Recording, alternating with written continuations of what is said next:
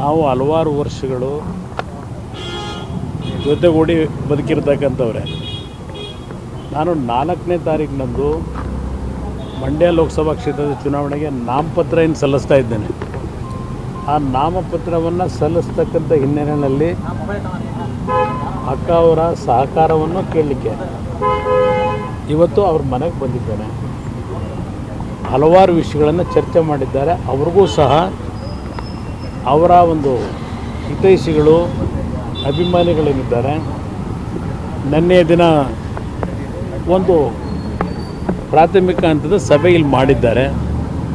ನಿನ್ನೆಯ ದಿನ ಅವರು ಸಹ ಹೇಳಿದ್ದಾರೆ, ನಾನು ನನ್ನ ನಿರ್ಧಾರವನ್ನು ಮಂಡ್ಯಗೆ 3ನೇ ತಾರೀಕು ಭೇಟಿ ಕೊಟ್ಟು ಅಲ್ಲಿ ಅವರ ಹಿತೈಷಿಗಳ ಸಮ್ಮುಖದಲ್ಲಿ ಅವರ ನಿರ್ಧಾರವನ್ನು ಪ್ರಕಟ ಮಾಡ್ತೀನಿ. ಅವ್ರ ಜೊತೆ ಇನ್ನೂ ನಾನು ಮಾತನಾಡಬೇಕಾಗಿದೆ ಅಂತಕ್ಕಂಥದ್ದು ನಿನ್ನೆ ದಿನ ನಿಮ್ಮೆಲ್ಲರ ಮುಂದೆ ಹೇಳಿದ್ದಾರೆ. ನಾನು ಇವತ್ತೇನು ಚುನಾವಣೆಗೆ ನಾಮಪತ್ರ ಸಲ್ಲಿಸ್ತಕ್ಕಂಥದ್ದಿದೆ, ಅವರು ಸಹ BJP ಜೊತೆ ಒಳ್ಳೆಯ ಬಾಂಧವ್ಯ ಇಟ್ಕೊಂಡಿದ್ದಾರೆ. ಕಳೆದ ಚುನಾವಣೆಯಲ್ಲಿ BJPಯ ಪಕ್ಷದವರು ಸಹ ಅವ್ರಿಗೆ ಬೆಂಬಲ ಕೊಟ್ಟಿದ್ದಾರೆ. ಈಗಲೂ ಸಹ ಅವ್ರ ಜೊತೆಯಲ್ಲಿ BJP ಹೈಕಮಾಂಡ್ ಇರ್ಬೋದು, ವಿಜಯೇಂದ್ರ ಅವರು ಸಹ ಮೊನ್ನೆ ದಿನ ಬಂದು ಹಲವಾರು ವಿಷಯಗಳನ್ನು ಅವರುಗಳು ಚರ್ಚೆ ಮಾಡಿದ್ದಾರೆ. ಇಲ್ಲಿ ಈ ಹಂತದಲ್ಲಿ ನಾನೇನು ನಾಮಪತ್ರ ಸಲ್ಲಿಸಬೇಕಾಗಿದೆ, ಅವರ ಸಹಕಾರ ಕೋರಲಿಕ್ಕೆ ಏನು ಬಂದಿದ್ದೇನೆ. 3ನೇ ತಾರೀಕು ಅವರ ಕಾರ್ಯಕರ್ತರುಗಳ ಜೊತೆ ಚರ್ಚೆ ಮಾಡ್ತಾ ಇದ್ದಾರೆ, ಅವರ ಅಭಿಪ್ರಾಯಗಳನ್ನು ಪಡೀತಾ ಇದ್ದಾರೆ.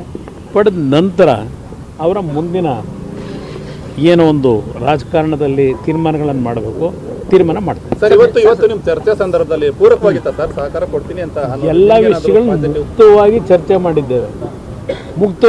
ಮಾಡಿದ್ದೇವೆ. ಅದನ್ನು ನಾನು ಇಲ್ಲಿ ಹೇಳಲಿಕ್ಕಾಗಲ್ಲ.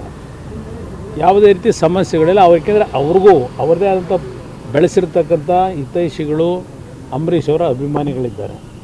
ಅವರು ಎಲ್ಲರ ಜೊತೆ ಚರ್ಚೆ ಮಾಡಿ ಮಂಡ್ಯದಲ್ಲೇ ಅವ್ರ ನಿರ್ಧಾರ ಪ್ರಕಟ ಮಾಡ್ತೇನೆ ಅಂತ ಹೇಳಿದ್ದಾರೆ. ನೋಡೋಣ. ಏನೂ ಇಲ್ಲ, ಯಾವ ಬೇಡಿಕೆಗಳೂ ಇಲ್ಲ.